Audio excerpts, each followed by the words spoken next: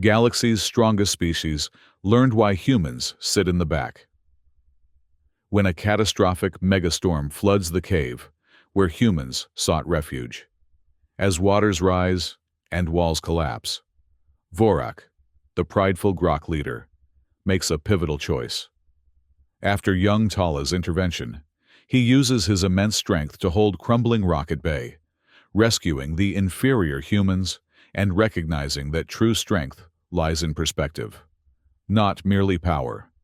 Retry Claude can make mistakes. Please double-check responses. The Olympus Ark drifted silently through the void, its massive engine decks thrumming with power as it orbited the frontier star system. Chief Maintenance Engineer Ellen Marquez wiped sweat from her brow as she calibrated the tertiary power coupling. The cramped maintenance tunnel barely allowed enough room for her slender frame, let alone the toolbox she'd wedged between two coolant pipes. Marquez status report, crackled her comm unit.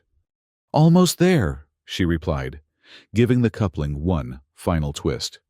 The light shifted from amber to green. Power flow normalized to section 14. We're good to go. Acknowledged. Return to lower deck immediately. Elin sighed. The Grok always added that last word, immediately, as if humans were prone to dawdling.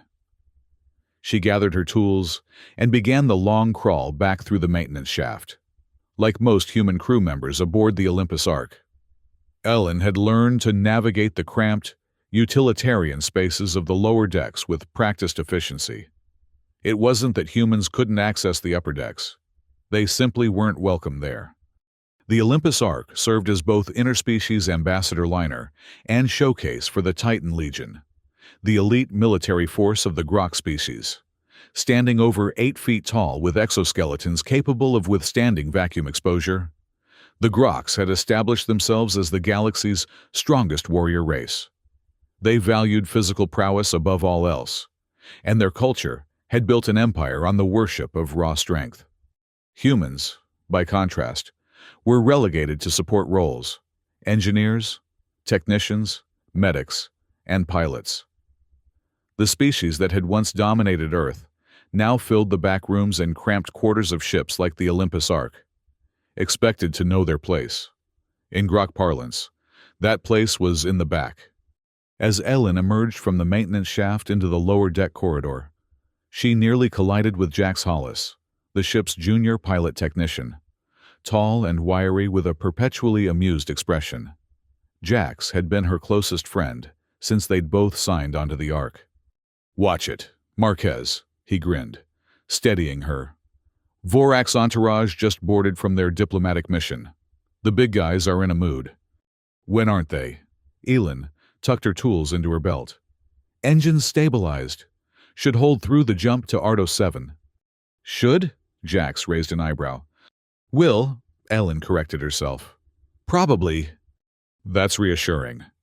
They walked together toward the mess hall, their footsteps echoing on the metal grating. The lower decks were utilitarian by design: exposed pipes, narrow corridors, and minimal comforts. By contrast, the upper decks where the Groks resided featured expansive chambers with high ceilings, ornate metallurgy, and panoramic viewports. "Did you hear about the new xenobiology cadet?" Jax asked, as they entered the crowded mess hall. "Which one?" "Lee.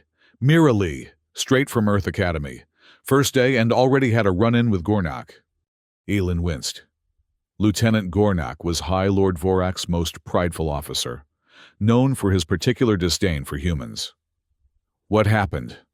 "She was collecting samples in the Arboretum, which technically isn't off-limits to support staff, when Gornak found her, called her a weak-boned infiltrator, and confiscated her equipment." Before Elin could respond, the mess hall doors slid open to reveal a young woman in a Science Division uniform, her dark hair pulled back in a tight bun. Despite her small stature, she carried herself with unmistakable confidence. "Speak of the devil," Jax muttered. Mira Lee surveyed the room briefly before spotting them and approaching their table. "You're Marquez, right, Chief Engineer?" Elin nodded. "That's me, and this is Jax Hollis." I need your help, Mira said without preamble. I've got clearance to access the environmental controls for my research, but the system won't recognize my credentials. Probably Gornak's doing, Jack said, leaning back in his chair. I heard you two had a pleasant first meeting. Mira's expression hardened. The lieutenant seems to think science division work is beneath Grok dignity. I need those readings for my biodiversity study. Elin considered the request. Helping Mira might irritate Gornak, but the cadet had proper authorization. I can reset your access from the maintenance terminal. Give me an hour. Thank you. Mira's shoulders relaxed slightly. I don't understand their hostility. We're all part of the same mission. Not in their eyes, Ellen replied. To the Groks, especially the Titan Legion. We're just the help. We're not equals. We're tools. Tools they need, Jax added with a smirk, though they'd never admit it.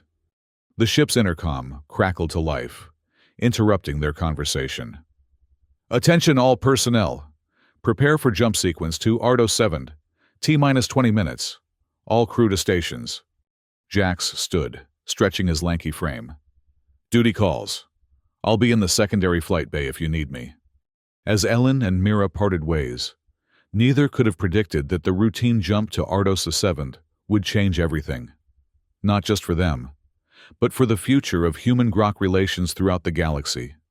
Several decks above, High Lord Vorak of Kragoth paced the forward observation lounge, his massive form casting long shadows across the polished floor. The lounge offered a panoramic view of the star system they were preparing to leave.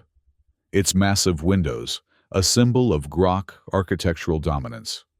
Only the strongest species could afford such structural vulnerabilities in the vacuum of space. The diplomatic mission was a failure, Vorak growled to his lieutenant. The Mavonian Confederacy refuses our terms. Gornak, nearly as imposing as his commander, but with distinctive ridge patterns across his exoskeleton, stood at attention. They will learn the cost of defiance, High Lord. Perhaps. Vorak paused his pacing to stare out at the distant stars. But I grow weary of these political games. The Titan Legion was not formed to exchange pleasantries with lesser species. The humans seem particularly skilled at such trivialities, Gornak observed with undisguised contempt. The humans. Vorak's voice held a mixture of disdain and reluctant acknowledgement. They fill our ships like insects, scurrying through maintenance tubes and sitting at their control panels. Yet the Galactic Accord insists we need them. A political necessity that will pass, Gornak assured him. Their adaptability makes them useful for now, but they will never match Grok might. A soft chime interrupted their conversation, followed by the voice of the ship's pilot.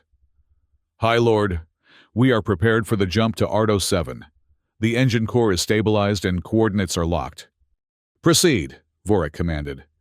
As the Olympus Ark aligned for its faster-than-light jump, neither the humans in the lower decks nor the Groks in their command centers could anticipate the chain of events about to unfold. Events that would force both species to reconsider everything they thought they knew about strength, survival, and their place in the galactic order. The jump sequence began normally. Ellen felt the familiar vibration through the deck plates as the ship's massive engines powered up. She stood in the engineering control room, monitoring the power fluctuations with practiced ease. Everything was nominal, until it wasn't. The first warning came as a subtle change in the engine's harmonic frequency, a discordance that only someone with Ellen's experience would notice. She frowned, fingers flying across the control panel. Power surge in the primary containment field, she called out to her team. Compensating. But the surge intensified, and alarms began to blare throughout the engineering section. The deck plates shuddered violently beneath their feet. Core breach imminent, shouted one of the junior engineers. Elin's mind raced through emergency protocols. Activate secondary containment. Vent excess plasma through emergency channels. The ship lurched, throwing several crew members to the floor. Emergency lights flashed red, casting eerie shadows across panicked faces. "It's not working!" someone yelled over the klaxons. Elin made a split-second decision. "Initiate automatic safety protocols. Seal the engine compartment." The ship's AI responded instantly, blast doors slamming shut throughout the lower decks. What Elin hadn't anticipated was the cascade effect. As the engine core destabilized further, the safety systems made a calculated decision. To save the majority of the ship, it would jettison the compromised sections. With a deafening screech of tearing metal, the lower decks separated from the main vessel, along with the forward observation lounge where structural integrity had been compromised by the initial explosion. The sudden decompression sucked several crew members toward the breach before emergency force fields activated. Elin clung to a support beam, watching in horror as the stars outside began to spin. The detached sections of the ship, with her and dozens of other crew members trapped inside, were falling toward the gravity well of a nearby planet. "Brace for atmospheric entry," she shouted, though her voice was barely audible over the chaos. The jettisoned sections of the Olympus Ark plummeted toward the uncharted world below, trailing fire and debris. The last thing Elin saw before losing consciousness was the blue-green curve of an alien horizon rushing up to meet them. When Elin awakened, the first sensation was pain, a dull throbbing in her temples, and a sharper sting from a gash on her forearm. The second was heat, humid, oppressive heat that made every breath feel like drawing in soup. She blinked, trying to focus her vision in the dim emergency lighting. The engineering control room was nearly unrecognizable. Panels hung loose from the ceiling, sparks intermittently showering from exposed wiring. Several of her team lay motionless on the floor, while others groaned and stirred. "Status report," she croaked, then coughed as acrid smoke filled her lungs. "Chief," a voice responded from nearby. "Is that you?" Elin turned to see one of her junior engineers, Rivera, pushing himself up from beneath a fallen support beam. Blood trickled from a cut above his eye. "We're alive," she said, more to convince herself than anything. "That's a start." With effort, Elin pulled herself to her feet and stumbled to the nearest functioning console. The readings made her heart sink. The engine core was completely offline. Cooling systems were failing, and life support was operating on emergency power. "We need to find the others," she decided, helping Rivera up. "See who else survived." They made their way through the wreckage of the lower decks, gathering survivors as they went. Most of the human crew had been in this section when the catastrophe struck, and though many were injured, Elin was relieved to find both Jax and Mira among the living. "Some landing," Jax quipped, though his usual humor was subdued. A makeshift bandage wrapped his left leg where a piece of shrapnel had embedded itself. "Any idea where we are?" Mira asked, her xenobiologist's curiosity apparently undampened by their circumstances. Elin shook her head. "Sensors are mostly offline. All I know is we're on a planet with breathable atmosphere and gravity slightly lower than Earth standard." "There's more," said a voice from behind them. They turned to see a communications officer, her uniform torn and stained. "Before everything went dark, I picked up other crash signatures. We weren't the only section that broke away from the Ark." "The observation lounge," Elin realized. "It was jettisoned too." "Which means," Jax began. "The Groks," Mira finished. "Some of them are down here with us." As if to confirm her words, a tremendous crash echoed through the wreckage as something massive tore through what remained of the outer hull. Standing framed in the jagged opening was the unmistakable silhouette of a Grok warrior, exoskeleton gleaming dully in the emergency lights. Lieutenant Gornak surveyed the huddled humans with undisguised contempt. Behind him, more Grok warriors appeared, their powerful forms easily pushing aside debris that would have taken several humans to move. "The weaklings survive," Gornak announced, his deep voice reverberating through the chamber. "How unfortunate." Before any of the humans could respond, Another figure pushed through the opening, taller even than Gornak, with an exoskeleton bearing elaborate markings of rank and achievement. High Lord Vorak himself had survived the crash. "Enough, Lieutenant," Vorak commanded, though there was little rebuke in his tone. "We have more pressing concerns than the humans." Elin stepped forward, ignoring Jax's warning hand on her arm. "High Lord, we need to pool our resources if we're going to survive. Our sections of the ship are both damaged beyond immediate repair." Vorak regarded her with the casual indifference one might show an insect. "Engineer Marquez, is it not? Your concern is noted. However, the Titan Legion requires no assistance from your kind." "With respect, High Lord," Elin persisted, "we don't know what kind of world this is, what dangers it might hold. Working together would increase everyone's chances." A rumbling sound emerged from Vorak's chest, what passed for Grok laughter. "You speak of cooperation as if we were equals. How typically human." He turned to his warriors. "Secure the crash site. Establish a forward camp with the salvageable materials.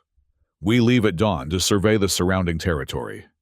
"And what about us?" Jax asked, unable to contain himself. Vorak barely spared him a glance. "You may establish your own arrangements elsewhere. This location belongs to the Titan Legion now." With that, the Groks began methodically clearing the area, ignoring the humans as if they were simply another form of debris to be pushed aside. "So much for galactic brotherhood," Jax muttered as they retreated to what remained of the engineering section. "What did you expect?" Ellen replied, her voice tight with frustration. "This is what they're like when the diplomatic masks come off. We're on our own." Mira looked thoughtful. "Maybe not entirely. They need this crash site for the same reasons we do. Salvageable materials, shelter, defensible position. That gives us some leverage." "Leverage requires strength to apply it," Elin said, watching the Groks effortlessly move massive hull fragments. "And strength is something they have in abundance." "Physical strength isn't everything," Mira countered. "We have other advantages." Jax raised an eyebrow. "Such as?" "Knowledge, adaptability, resourcefulness." Mira gestured around them. "And most of the engineering expertise ended up on our side of the crash." Elin considered this. It was true. Most of the technical crew had been in the lower decks when disaster struck.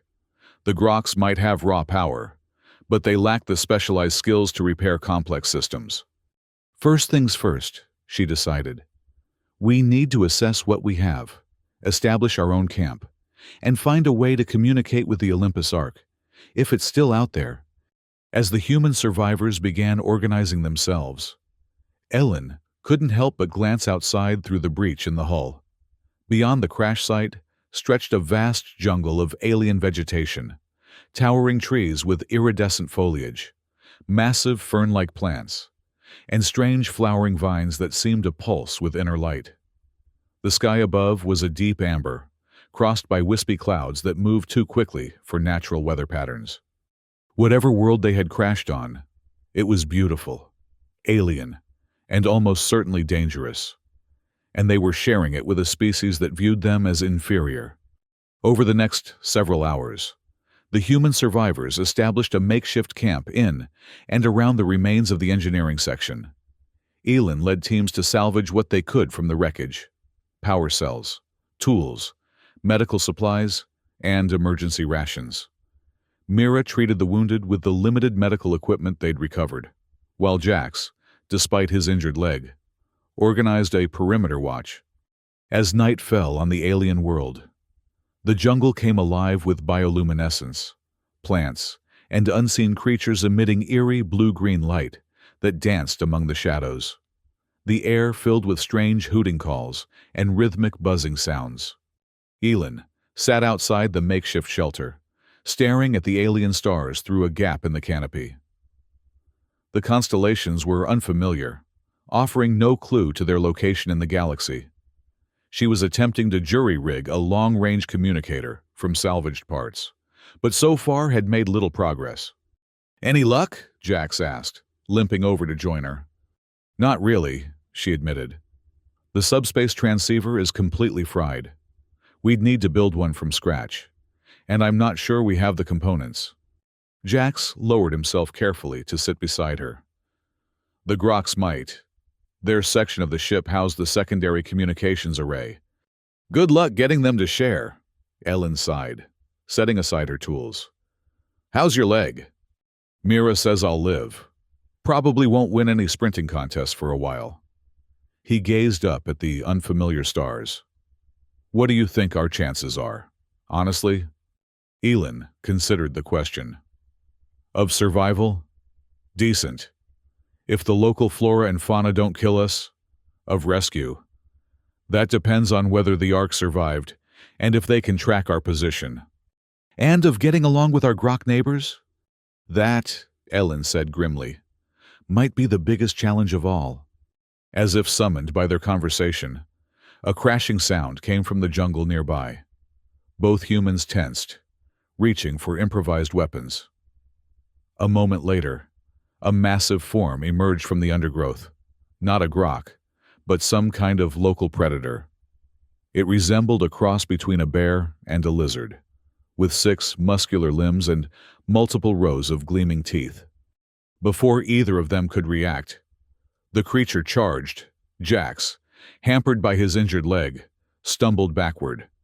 Elin lunged forward with her makeshift spear, but the weapon merely glanced off the creature's armored hide. The beast reared up, ready to strike, and then froze as a deafening roar split the night air. A massive spear, far larger than Elin's improvised weapon, embedded itself in the creature's flank. The beast howled in pain and whirled to face this new threat. Lieutenant Gornak stepped from the shadows, another spear already in hand. With a fluid motion that belied his enormous size, he hurled the second weapon directly into the predator's throat. The creature collapsed, twitching briefly before going still. Gornak approached the fallen beast and retrieved his spears with practiced efficiency. Only then did he acknowledge the humans. Your perimeter defenses are inadequate, he stated flatly. Such weakness invites predators. Elin straightened, refusing to show the fear she felt in the Grok lieutenant's presence. Thank you for the assistance. Gornak made a dismissive gesture. I did not come to your aid, human. This beast approached the borders of our territory. I merely eliminated a threat. Of course, Jax said, his tone carefully neutral. Still, we appreciate the territorial defense. The Grok warrior studied them for a moment, his alien features unreadable. High Lord Vorak has ordered a perimeter established around the entire crash site, including your settlement. It seems we may be on this world for some time. We reached the same conclusion, Ellen said. Our communications equipment was destroyed in the crash, as was much of ours. For the first time, Gornak's tone held something other than contempt, perhaps a grudging recognition of their shared predicament. The High Lord has called a council at dawn. Your leader may attend. With that, he turned and disappeared back into the jungle, moving with surprising stealth for a creature of his size. Jax let out a long breath. Was that an olive branch or a summons? Both. Maybe, Ellen replied, staring after the departed Grok. Either way, we're being invited to the table. That's something. Yeah, Jax agreed. But I notice we're still expected to sit in the back. As dawn broke over the alien jungle, casting prismatic light through the iridescent canopy, Ellen made her way to the Grok camp. She had been unanimously chosen to represent the human survivors, though the election had been more a matter of no one else wanting the job. The Grok camp was a stark contrast to the human settlement, where the humans had created a haphazard arrangement of salvaged materials and makeshift shelters. The Groks had established a military-style encampment. Hull fragments had been arranged in precise defensive formations, salvaged materials sorted by type and utility, and a clear command structure was evident in the layout. Vorak had established his headquarters in what remained of the observation lounge, now grounded, but still impressive with its curved viewports, most now shattered, and high ceiling. Grok warriors stood at attention as Elin approached, their expressions unreadable behind their natural exoskeletal features. Inside the damaged lounge, Vorak sat upon a makeshift throne, fashioned from twisted metal. Around him stood his lieutenants, including Gornak and several other high-ranking Groks. Among them, looking distinctly out of place, was a smaller Grok that Elin recognized as Tala, Vorak's young aide. Unlike the warriors, Tala's exoskeleton was smoother, less developed, marking her as barely out of adolescence by Grok standards.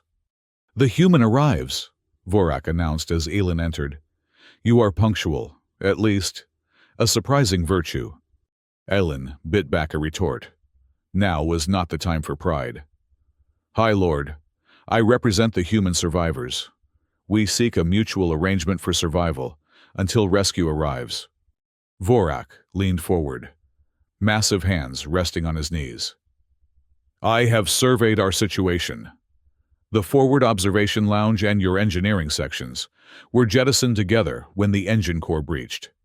We are approximately 2,000 kilometers from the nearest signs of civilization on this world, based on atmospheric light pollution detected by our remaining sensors." "Any contact with the Olympus Ark?" Elin asked. "None. The ship may have been destroyed, or may have jumped to safety. Either way, we cannot count on immediate rescue." Elin nodded. It was as she had feared. "Then we need to work together." "The Titan Legion does not work together with support species," Gornak interjected sharply. Vorak held up a hand, silencing his lieutenant. "What the human means to say is that we face a common challenge. Is that not so, Engineer Marquez?" "Yes, High Lord. We have skills and resources that complement each other. The humans have technical expertise that could help repair communications equipment. You have strength and combat abilities that could protect the entire crash site." "A practical assessment," Vorak acknowledged. "Yet there remains the question of leadership. The Titan Legion does not follow human direction. And humans won't be treated as second-class citizens," Elin countered, more firmly than she had intended. "We need a cooperative structure where both species have a voice." A rumbling sound emerged from several of the Grok warriors, their version of derisive laughter. Vorak, however, remained contemplative. "I propose this," he said finally. "The crash site will be considered two camps, the forward camp under Grok control, and your rear camp under human oversight. Each species will manage its own affairs, but will contribute to common defense and resource gathering. When decisions affect all survivors, the leaders of both camps will confer." It wasn't perfect, but it was better than Elin had expected. "Agreed, with one condition. Free movement between camps for all survivors. No restricted zones except for personal quarters." Vorak's eyes narrowed. "You negotiate boldly for one in such a weak position." "Our position is exactly why I negotiate boldly," Elin replied. "Divided, we may not survive what this world throws at us." For a long moment, Vorak stared at her, his alien features unreadable. Then, to the visible surprise of his lieutenants, he inclined his head slightly. "Acceptable terms, free movement, with the understanding that each species will respect the customs and spaces of the other." "Thank you, High Lord. Do not thank me yet, human. We have merely agreed not to fight each other. The real battle, to survive and escape this world, has only begun." As Elin left the Grok camp, she couldn't shake the feeling that despite the agreement, Vorak had some larger strategy in mind. The Groks were warriors, trained to see every situation as a potential battlefield. Had she just negotiated a truce, or merely postponed an inevitable conflict? The days that followed established an uneasy routine. The humans focused on technical repairs, medical care, and exploring the immediate surroundings of the crash site. The Groks hunted local wildlife, established fortified perimeters, and conducted longer-range scouting missions into the jungle. Interaction between the species remained minimal and tense. Groks would occasionally stride through the human camp, examining their work with barely concealed disdain. Humans who ventured into Grok territory were met with suspicious stares and sometimes outright hostility, particularly from Gornak and his direct subordinates. Elin spent most of her time attempting to repair the communications array. Progress was slow, without proper replacement parts, but she had managed to restore partial functionality to a short-range scanner. It wasn't enough to contact the Olympus Ark, but it provided valuable data about their immediate surroundings. "I'm picking up unusual seismic readings," she told Jax and Mira as they gathered around her workstation. "There's significant geological activity beneath us." "Earthquakes?" Jax asked, frowning. "More like continuous tremors, and they're increasing in frequency." Mira leaned closer to examine the readings. "This matches some of the biological samples I've collected. The local flora shows adaptations consistent with a geologically unstable environment, flexible root systems, rapid growth cycles." "That doesn't sound good for our long-term prospects," Jax observed. "It gets worse," Elin continued. "The atmospheric readings suggest we're heading into some kind of seasonal change.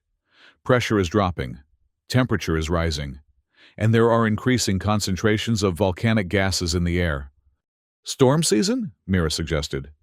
"More like storm century. If these readings are accurate, we could be looking at massive seismic events, followed by severe atmospheric disturbances." Jax's expression grew serious. "We need to warn the Groks." "Agreed." Ellen began gathering her data tablets. "Though I'm not sure they'll listen to inferior human science." When they reached the Grok camp, they found it in a state of unusual activity. Warriors were reinforcing barricades and moving equipment to higher ground. Vorak stood in the center of the camp, issuing commands to his lieutenants. "High Lord," Ellen called out as they approached. "We have important information about—" "The coming storm," Vorak finished for her. "Yes, we are aware.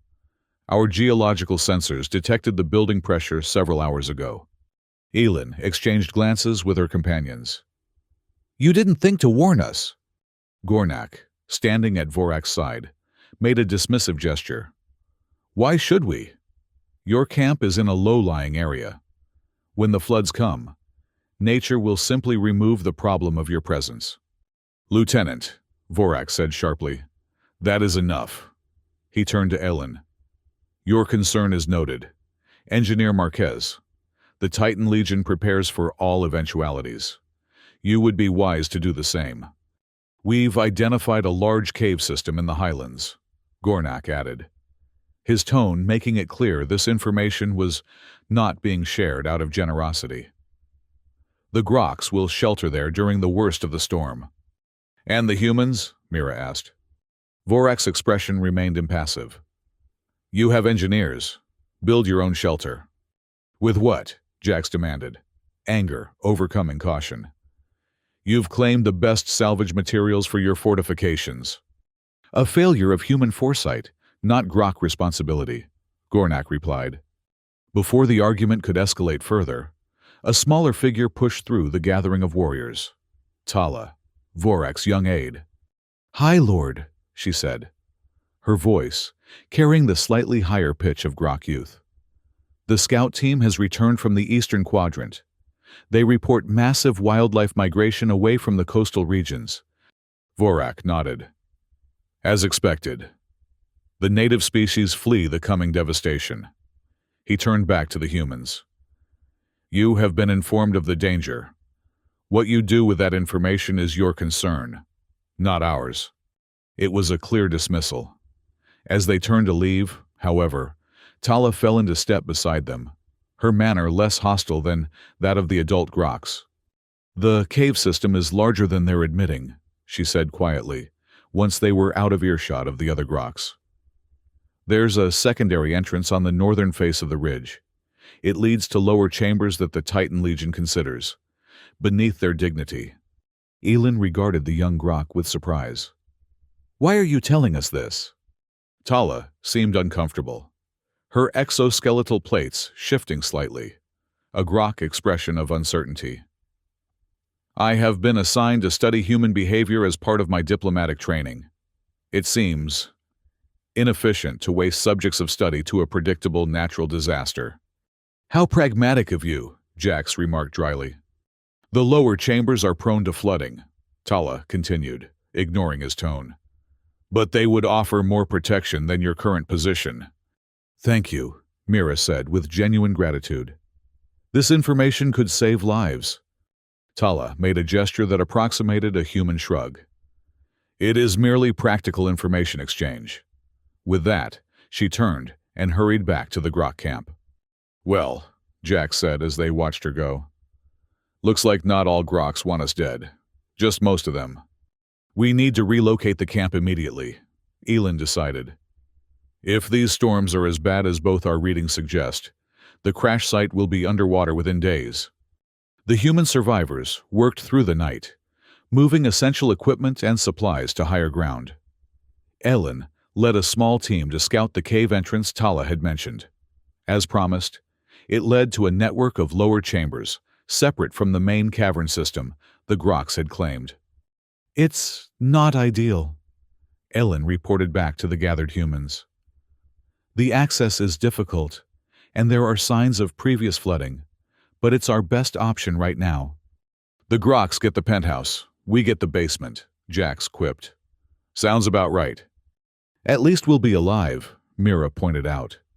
And we can use the narrower access to our advantage. It's easier for us to navigate than for them. As dawn broke on the third day after the crash, the first signs of the coming storm appeared. The ambient temperature rose sharply, and strange-colored lightning danced among the distant clouds. The wildlife grew increasingly agitated, with alien creatures fleeing through the undergrowth, away from the coastal regions. Elin stood outside the cave entrance, watching as the last of the human supplies were moved inside. The sky had taken on an ominous, purple-green hue, and the air felt thick with electrical potential. Impressive, isn't it? A deep voice rumbled from behind her. She turned to find Vorak himself standing there, his massive form silhouetted against the strange sky. It was the first time the High Lord had deigned to visit the human settlement. Terrifying would be a better word, Elin replied. The groks have a saying, terror and awe are twin children of power. Vorak gazed up at the gathering storm.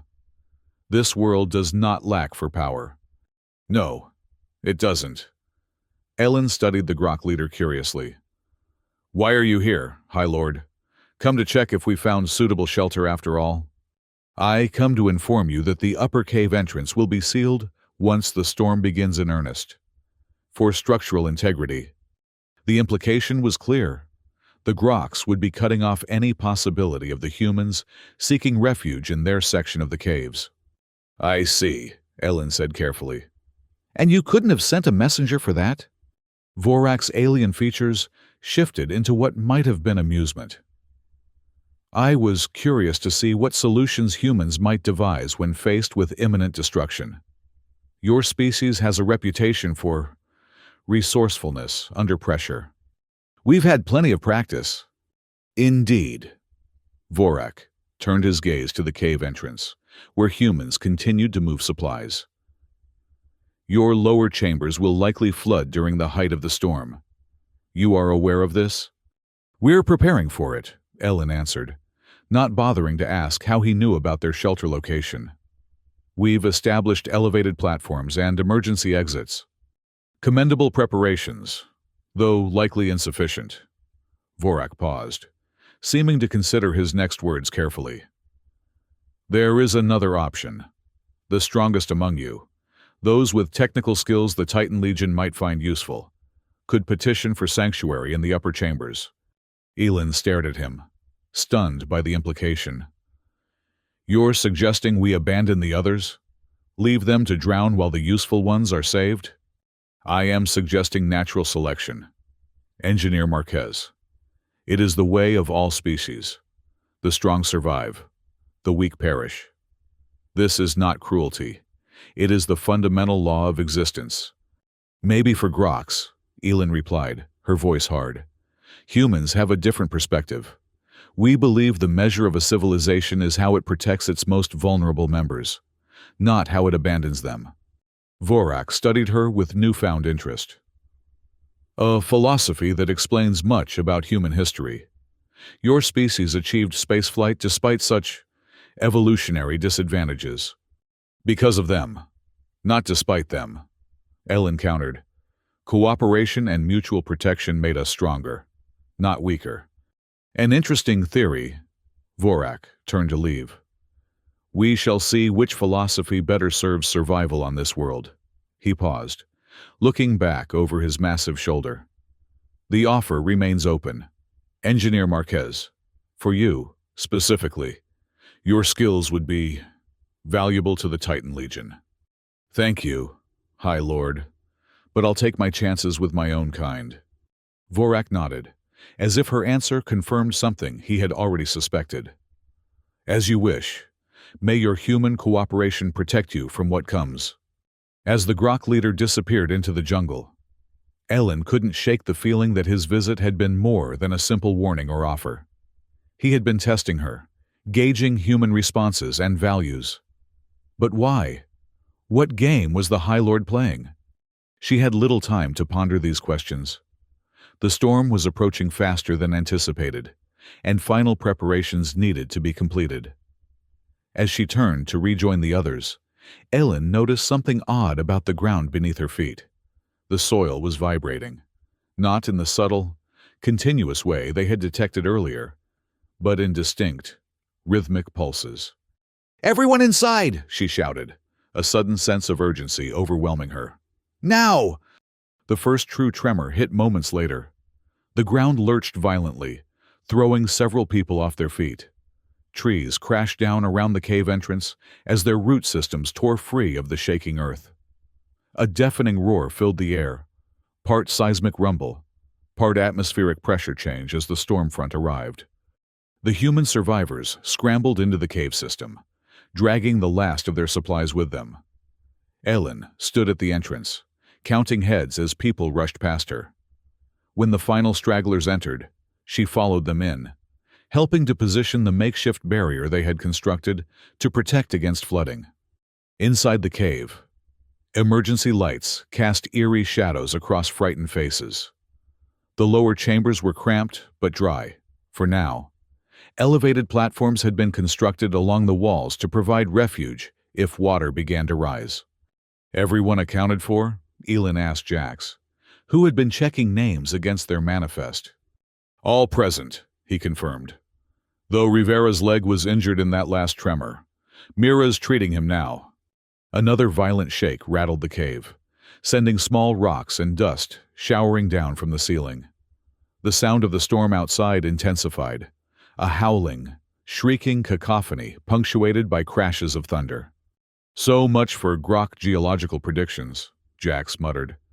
"They said we had at least another day before the worst hit."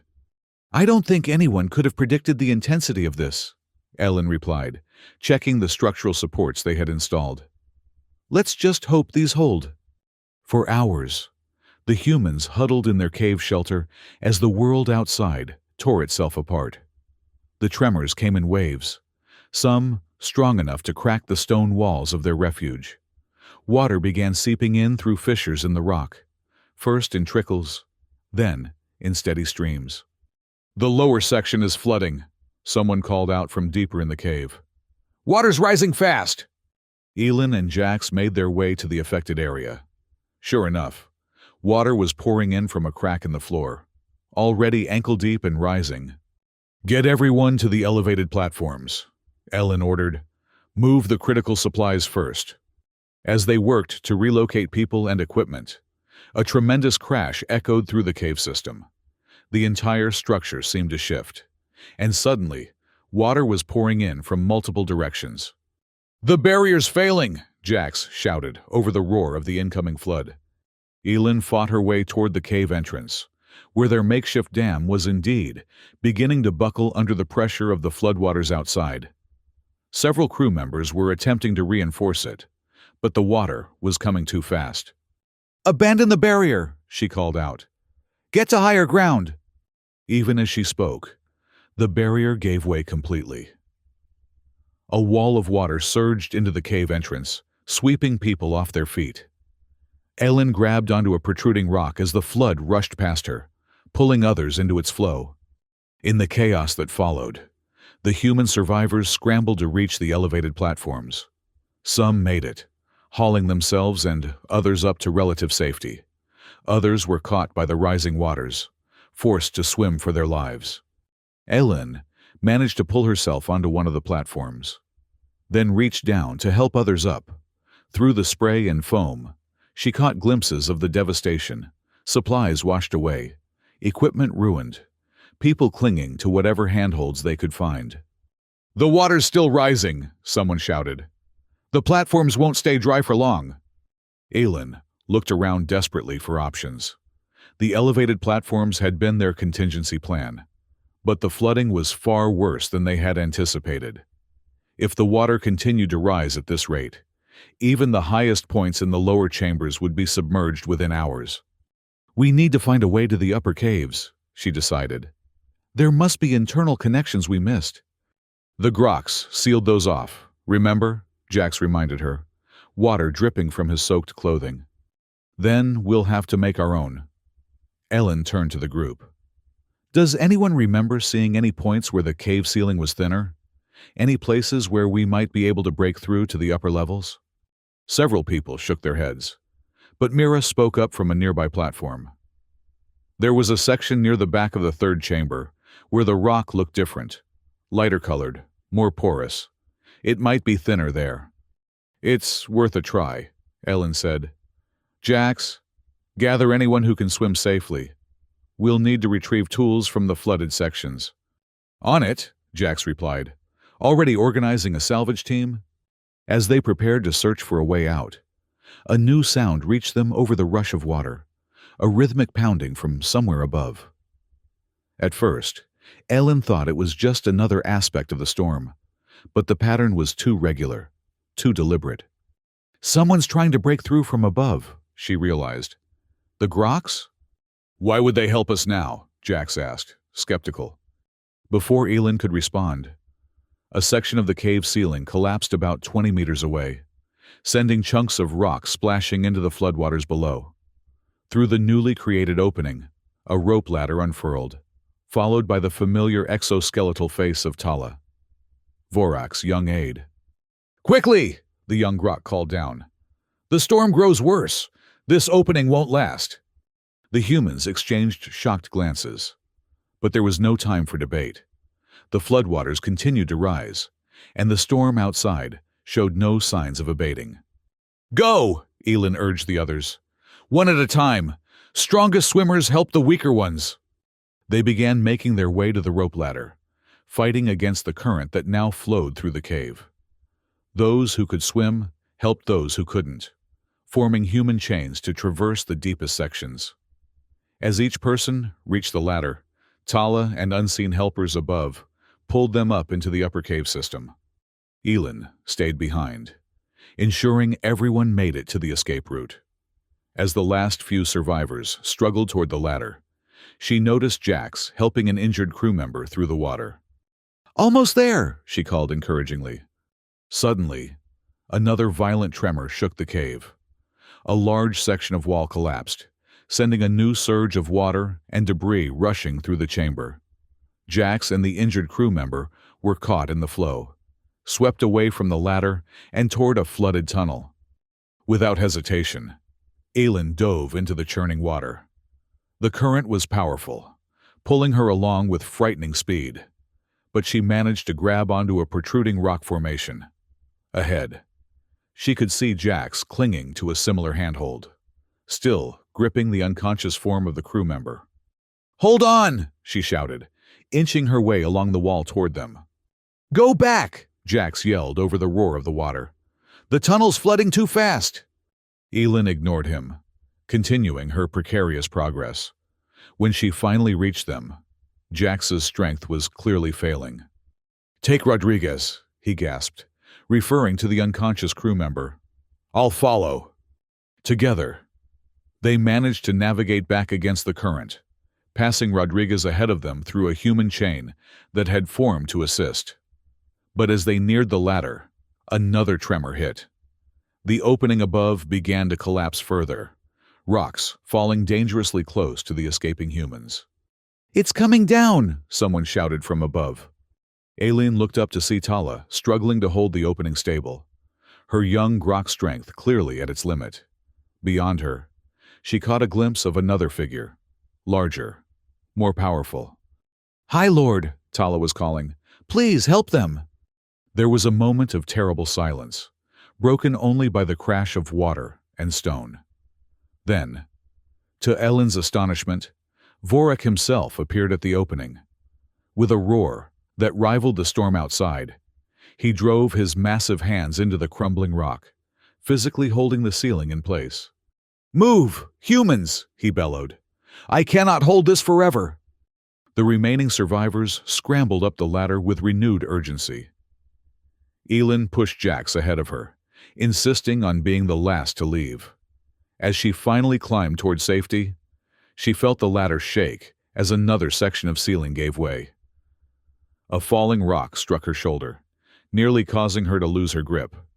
A massive hand reached down, enclosing her wrist in an iron grip. Vorak himself pulled her up through the opening moments before the entire section collapsed, sealing the lower caves in a rush of rock and water. Ellen found herself lying on the floor of the upper cave, surrounded by both humans and groks. The humans looked shocked, soaked, and grateful to be alive. The groks appeared conflicted, some angry at the human presence, others simply confused by their High Lord's actions. Vorak himself stood apart, brushing rock dust from his exoskeleton with deliberate movements. When he finally spoke, his voice was carefully neutral. "It seems, Engineer Marquez, that your lower chambers were indeed insufficient for the storm's fury." Elin struggled to her feet, wincing at the pain in her shoulder. "Yes, High Lord. Thank you for your intervention." "Do not thank me," Vorak replied. "Thank my aide.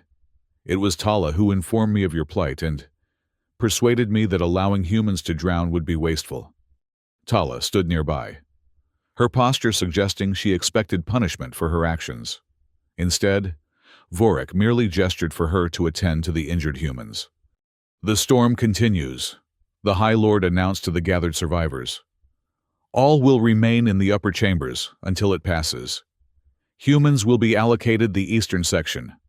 He turned to Gornak, who had been watching the proceedings with barely concealed disgust.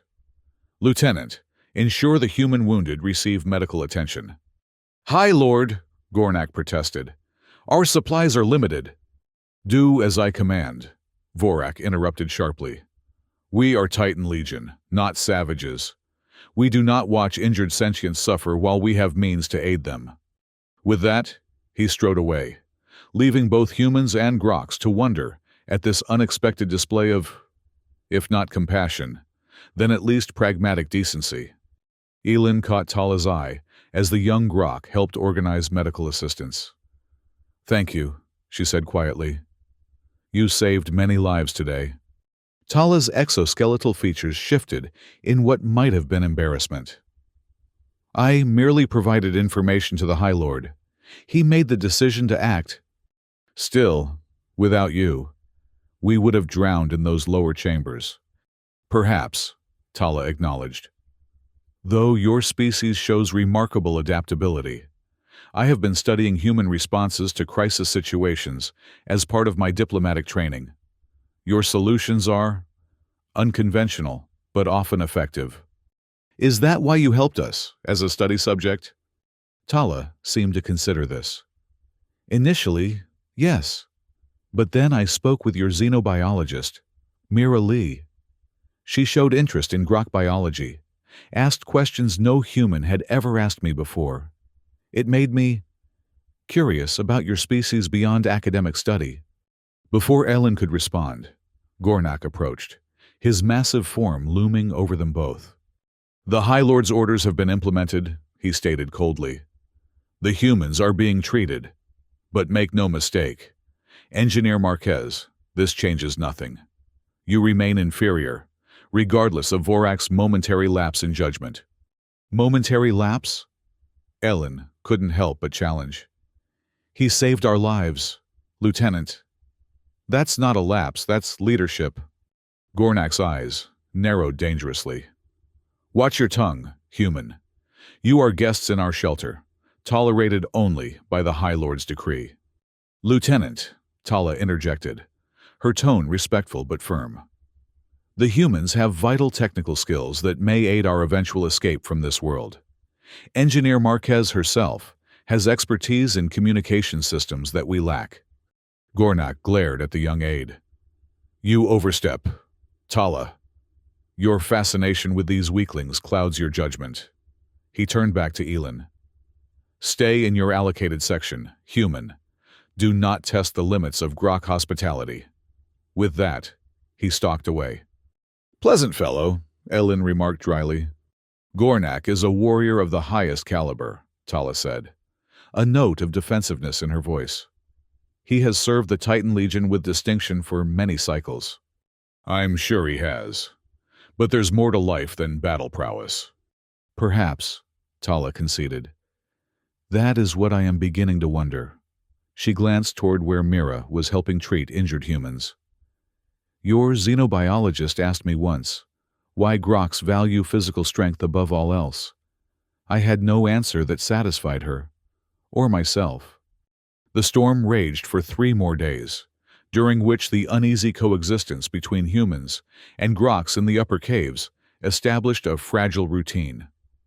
The humans kept largely to their allocated section, focusing on treating their wounded and salvaging what they could from their soaked supplies.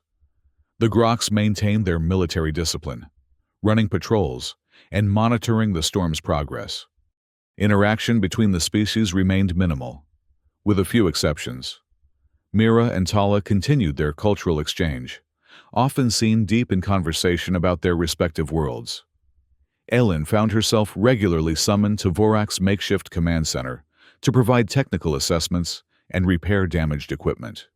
On the 4th day, the storm finally began to abate. The tremors grew less frequent, the howling winds quieted, and the floodwaters outside began to recede. Vorak called a council of both Grok officers and human leaders. The worst has passed, the High Lord announced as they gathered in the central chamber. Soon, we will be able to return to the surface and assess the damage. Our original crash site is likely destroyed, Ellen pointed out. We'll need to establish a new base camp. Agreed, Vorak replied, surprising many with his ready acceptance of a human suggestion. Lieutenant Gornak will lead a scouting party to identify suitable locations once conditions permit. We should send mixed teams, Jax suggested from where he sat, his injured leg now properly splinted. Humans and Groks working together will cover more ground. Gornak made a dismissive sound. Humans would only slow us down. On the contrary, Vorak said, again surprising his officers. The pilot's suggestion has merit. Humans navigate different terrain than Groks, and their senses are attuned to different dangers. Mixed teams it will be. The meeting continued, with both species contributing ideas for their post-storm survival. When it concluded, Ellen found herself walking alongside Vorak as they inspected the cave entrance. Your change of heart is remarkable, High Lord, she ventured. Not long ago, you offered to save only our most useful members and leave the rest to drown. Vorak was silent for a moment, his alien features impossible to read. It was not a change of heart, Engineer Marquez. It was a test. A test? Yes. I wished to see how humans would respond to adversity, whether you would abandon your weaker members to save yourselves, or whether your philosophy of mutual protection would hold even in the face of certain death. He turned his massive head to regard her. You chose the latter. It was instructive. So when you offered me sanctuary, I knew you would refuse, Vorak confirmed. Just as I knew Tala would advocate for your rescue. The young are often wiser than we give them credit for. Elin struggled to process this revelation.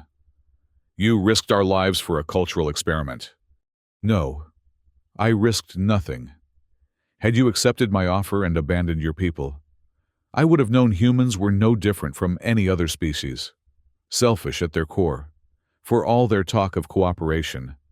Had Tala not acted as I predicted, I would have intervened myself. Vorek's voice took on a contemplative tone. The Titan Legion values strength, Engineer Marquez, but we are not mindless brutes. True strength requires wisdom to direct it. And what wisdom have you gained from watching us nearly drown?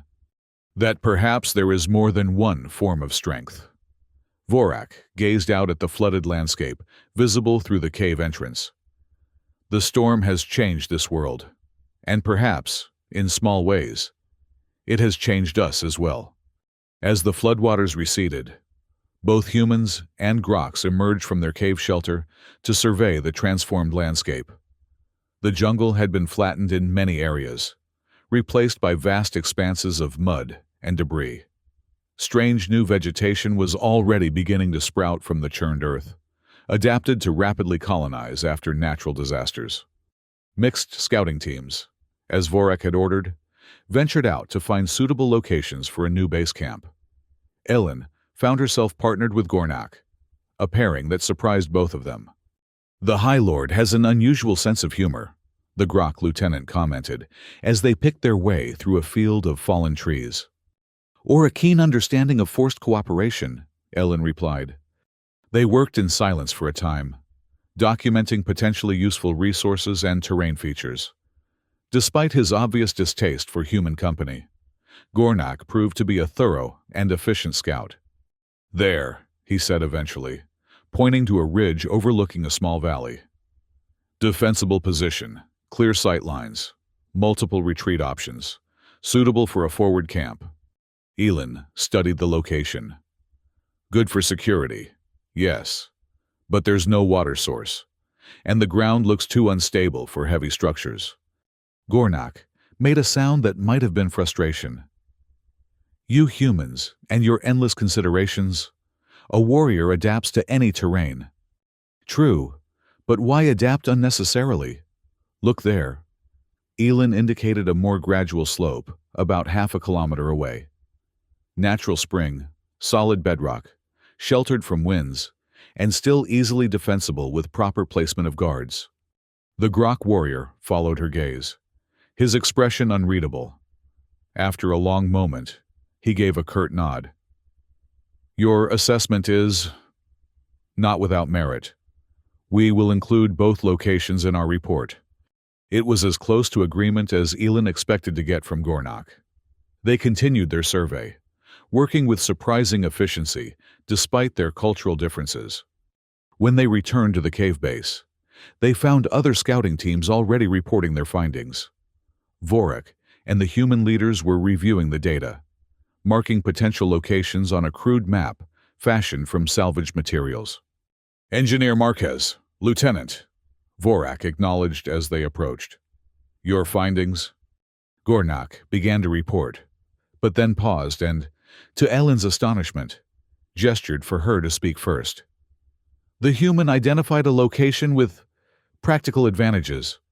Elin described the site she had found, noting its resources and strategic position. As she spoke, she realized something had shifted in the group dynamics. The Groks were listening to her assessment with the same attention they gave their own officers, not with the dismissive tolerance they had shown before the storm. Over the next several days, this subtle change became more pronounced. As the survivors established their new base camp at the site Elin had identified, the strict separation between Grok work and human work began to blur. Humans taught Grok engineers to jury-rig plasma welders from salvaged parts. Groks showed humans how to construct more durable shelters using native materials. Jax, despite his injured leg, became instrumental in coordinating aerial surveys using modified Grok carrier vessels.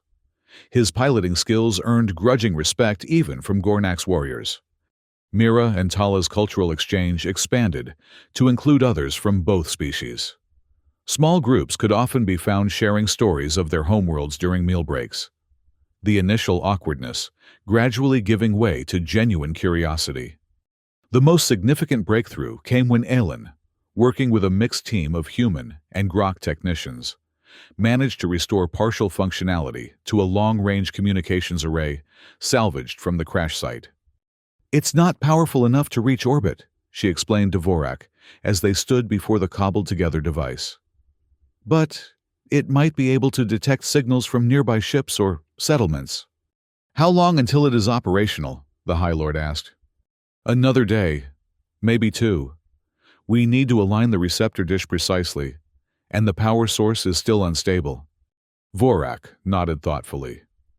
"Your ingenuity continues to impress, Engineer Marquez. Few Groks could have achieved so much with so little." "It wasn't just me," Elin pointed out. "Your technicians contributed critical components and expertise." "Yes," Vorak agreed. "It seems we are stronger together than apart. A surprising lesson from this ordeal." 2 days later, the communications array hummed to life. Gathered around it were representatives from both species. Their breath held as Elin made the final adjustments. "Scanning all frequencies," she announced. "If there's anyone out there, we'll hear them." For long minutes, nothing but static emerged from the makeshift speakers. Faces fell, hope beginning to fade, until a faint signal cut through the noise. "Repeat. This is the Galactic Alliance vessel Horizon responding to automatic distress beacon. Any survivors of the Olympus Ark, please respond." A cheer erupted from the assembled crowd. The Olympus Ark might have been lost, but the Galactic Alliance had detected their emergency signal and sent rescue. Elin established contact with the Horizon, confirming their location and the number of survivors, both human and Grok. The Alliance vessel was only 2 days' journey away, having been dispatched as soon as the Ark was reported missing. That evening, a celebration unlike any before took place in the camp. Humans and Groks mingled freely, sharing rations and stories. Even Gornak, though he maintained his stoic demeanor, participated in a traditional Grok victory ritual alongside human engineers who had helped repair the communications array. As the celebration continued, Aylin found herself standing apart, watching the unprecedented scene of interspecies camaraderie. Vorak approached, his massive form silhouetted against the alien sunset. "A remarkable sight," the High Lord commented, following her gaze. "Yes," Ellen agreed. "I never thought I'd see Groks and humans celebrating together." "Nor I." Vorak was silent for a moment. "When we first crashed on this world, I saw only weakness in your kind. Your small bodies, your need for constant cooperation, your position at the back of the ship, all seemed to confirm Grok beliefs about human inferiority. And now? Now I understand what I did not before." Vorak turned to face her directly. "Humans do not sit at the back of the ship because they are weak. They sit there because it gives them perspective, the ability to see the whole, to understand systems, rather than just components." Elin smiled. "That's a generous interpretation. Most humans would say we sit at the back because Groks won't let us sit anywhere else." "Perhaps that was true," Vorak acknowledged. "But it will not be true on the vessel that rescues us tomorrow." "What do you mean?" "I have informed the Horizon that when we board, representatives of both species will be welcomed on the command deck. For the first time, humans will sit in the front alongside Groks." Elin stared at him, momentarily speechless. "That's a significant gesture, High Lord." "It is a beginning," Vorak replied. "The Titan Legion prides itself on learning from experience, and this experience has taught us much." The next morning, as they prepared for the arrival of their rescue, Elin found Jax and Mira helping organize the evacuation. "Hard to believe we're finally getting off this rock," Jax said, adjusting his splinted leg. "Even harder to believe we're doing it alongside Groks, who actually know our names now." "Cultural exchange under pressure," Mira observed with a smile. My xenobiology professors would be fascinated. I've learned more about grok physiology and social structures in these weeks than researchers have documented in decades. Speaking of cultural exchange, Ellen said, Vorak told me he's arranged for humans to have positions on the command deck of the rescue vessel. Jax's eyebrows shot up. Seriously? Groks voluntarily sharing the front seats? Apparently, they've gained some new perspective on why humans sit in the back. Or maybe, Mira suggested thoughtfully, they've finally realized that where you sit matters less than what you see from your position. When the horizon arrived, it descended through the atmosphere with a grace that made the crash of the Olympus Ark seem like a distant nightmare. Its sleek form settled on the valley floor near the camp, and a delegation of Alliance officers emerged to coordinate the evacuation. To the visible surprise of these officers, they were met by a mixed reception committee, Vorak and Ellen standing side by side, with both grok warriors and human technicians arrayed behind them. High Lord Vorak of the Titan Legion, the Alliance captain greeted formally. And, Engineer Marquez, we received your joint transmission, but I must admit, we did not expect to find your species working together so cohesively. Circumstances change perspectives, Captain, Vorak replied. The galaxy's strongest species has learned much from this experience. Indeed, the captain said, clearly puzzled by this uncharacteristic grok humility. Well, we have accommodations prepared for all survivors. If you'll begin boarding procedures. One moment, Captain, Vorak interrupted. I have a request regarding the ship's protocol. The captain looked wary. Yes, High Lord? When we board, Engineer Marquez and her team will accompany me to the forward command deck. The humans will sit in the front. A murmur ran through the Alliance officers, who exchanged confused glances. Such an arrangement was unprecedented in their experience with grok hierarchy. Of course, if that is your wish, the captain agreed carefully. As the survivors began boarding the horizon, Elin found herself walking alongside Vorak up the main ramp. Behind them, groks and humans moved together, no longer separated by species, but organized by function. Engineers with engineers, medics with medics, pilots with pilots. A new beginning, Elin commented softly. Perhaps, Vorak replied, or perhaps simply a recognition of what always should have been. He paused at the entrance to the ship, his massive form blocking the doorway momentarily. The Titan Legion honors strength above all else. Engineer Marquez.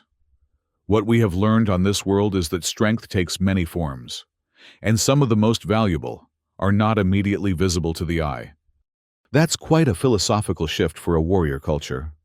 Evolution is the way of all successful species, Vorak stated. Those who cannot adapt perish. The groks have survived as long as we have by recognizing when it is time to change. As they entered the ship, Vorak gestured for Elin to precede him onto the command deck, a symbolic inversion of the hierarchy that had defined their relationship before the crash. The Alliance officers watched in amazement as humans and groks took positions side by side at control stations throughout the bridge. When all were settled, Vorak raised his voice to address the assembled survivors. Today marks a new chapter for both our peoples. The Titan Legion has long claimed to be the galaxy's strongest species. On this world, we learned why humans sit in the back, not out of weakness, but because from there, they can see what those in front cannot. He turned to Ellen, inclining his massive head in a gesture of respect that would have been unthinkable weeks before. Together, we are stronger than either could be alone. This is the lesson of our shared ordeal, and one the galaxy would do well to heed. As the horizon lifted off from the alien world that had both threatened their lives and transformed their understanding, Ellen looked out at the strange landscape falling away beneath them. The crash site was barely visible now, a small scar on the vast terrain that had forced two disparate species to see each other truly for the first time. In that moment, sitting not at the back, but at the very front of the ship, she understood that they were carrying something more valuable than mere survival from their ordeal.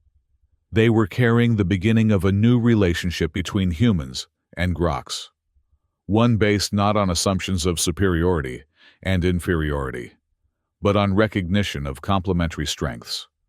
The galaxy's strongest species had indeed learned why humans sit in the back. And in that learning, both species had found a path forward, together.